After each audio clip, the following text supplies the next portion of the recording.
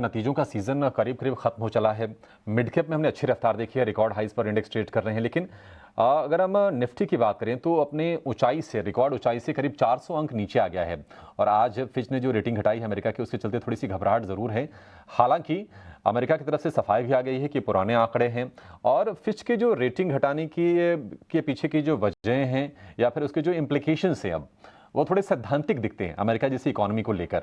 आप ये बताइए कि आज की कमजोरी को आप कैसे देख रहे हैं बाजारों की, और क्या थोड़ी सी रिलीफ है, थोड़ा सा नीचे आना बाजारों का थोड़ा हेल्दी है, अगर किसी को थोड़ी दूर की अगर सोचनी है तो? बहुत बहुत धन्यवाद अभिषेक आपका, और आप सभी को शुभ प्रभात हमारे तरफ से।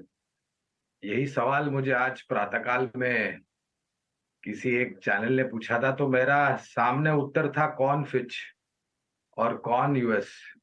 ये मैं इसलिए बता रहा हूं क्योंकि ये हमारी जो आदत है ना, उधार की बुद्धिमत्ता पे हम काम करते हैं, ये आदत हमें सुधारनी चाहिए। जी। किसी गोरे की बुद्धिमत्ता की जरूरत नहीं है ये बताने के लिए हम कहाँ पर है, हम कहाँ जा सकते हैं और हम क्या कर सकते हैं।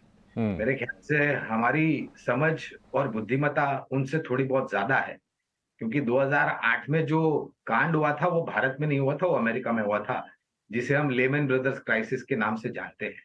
तो मैं ज्यादा तवज्जो, अहमियत या फिर अंग्रेजी का शब्द वेटेज, मैं इन सब बातों को बिल्कुल नहीं देता हूं। मैंने काफी सालों पहले गोरों की बुद्धिमत्ता का इस्तेमाल करना छोड़ दिया है, और मैं चाहता हूं कि सभी लोग अपनी बुद्धिमत्ता इस्तेमाल करें। अब आते हैं बाजार के ऊपर और आपके प्रश्न के ऊपर।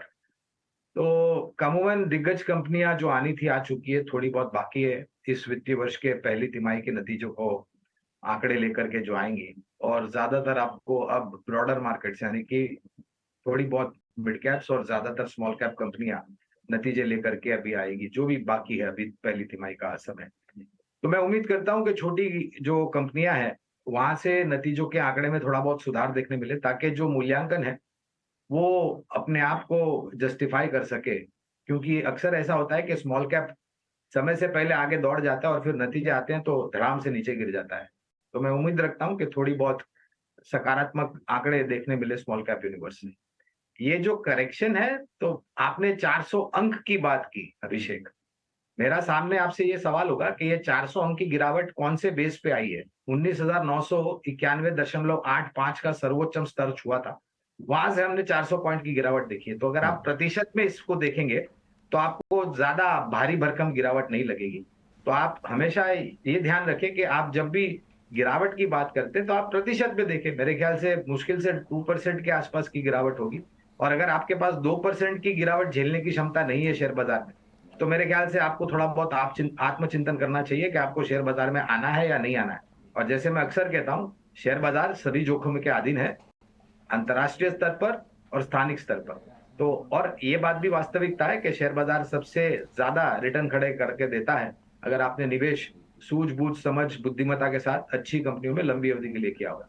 ये मौका जो हम देख रहे हैं आज, करीबन 19,570-80 का स्तर है, ये खरीदारी का बहुत बेहतरीन मौका है, बशर्ते कि आपके पास लंबी अवधि का समय हो।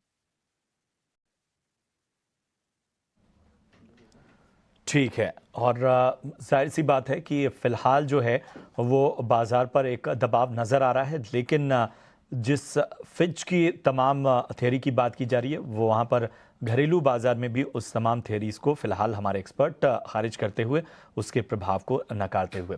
चलिए अब सवालों का